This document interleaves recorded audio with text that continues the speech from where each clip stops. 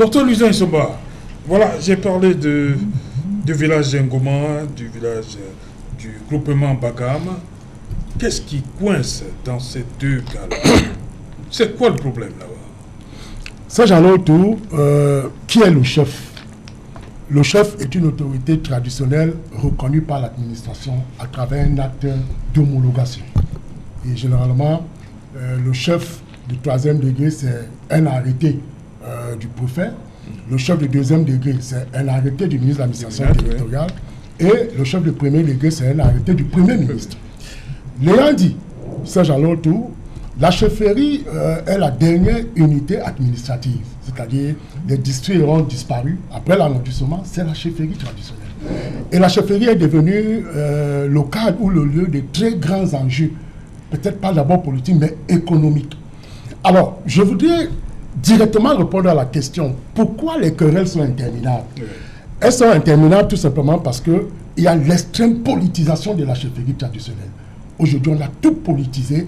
Est-ce que ce chef va répondre aux intérêts politiques de tel ou de tel? Deuxième élément de la chefferie, le deuxième mal dont souffre la chefferie, c'est le rôle, j'allais dire, gênant des élites politiques et économiques qui mettent beaucoup d'argent pour justement troubler la sérénité au niveau des chefferies.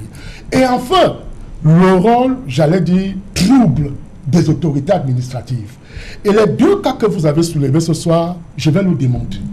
Alors, quand vous prenez la chefferie de Ngoma Bassa, qu'est-ce qui se passe? Il se passe que Emmanuel Penda est élu, est désigné chef depuis 2018. 2018. Il est chef traditionnel. 5 ans. 5 ans. Et c'est la paix totale dans ce village qui vit dans l'épanouissement absolu, je peux le dire.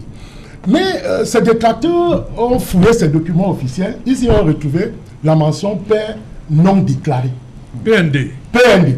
Et ils ont saisi le ministre de l'administration territoriale qui, lui, a écrit au préfet du littoral pour lui demander de vérifier cette information. Le gouverneur? Non, au préfet. Préfet du Voré. Au préfet du Voré.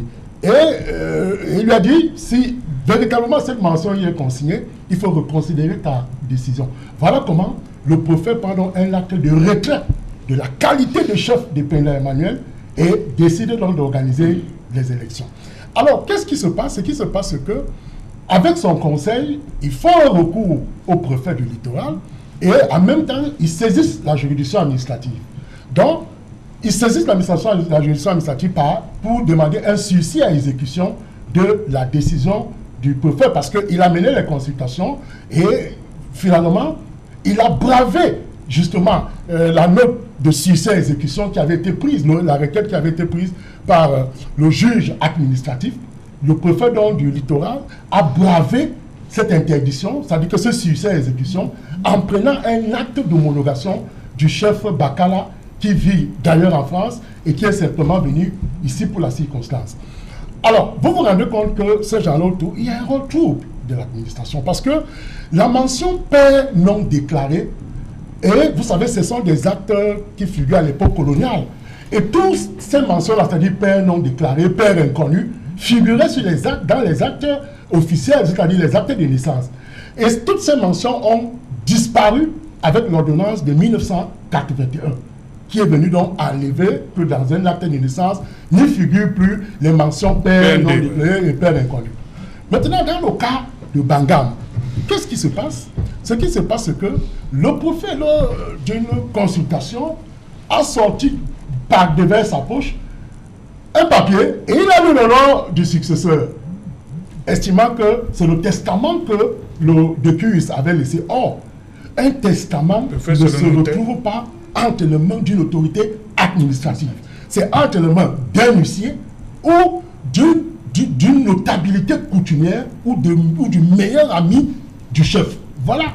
Parce que le testament peut être holographe, c'est-à-dire il a écrit et on connaît, mais il peut aussi être mystique, c'est-à-dire il met le nom de son successeur, il referme dans une enveloppe. Et le jour où il n'est plus là, on ouvre l'enveloppe.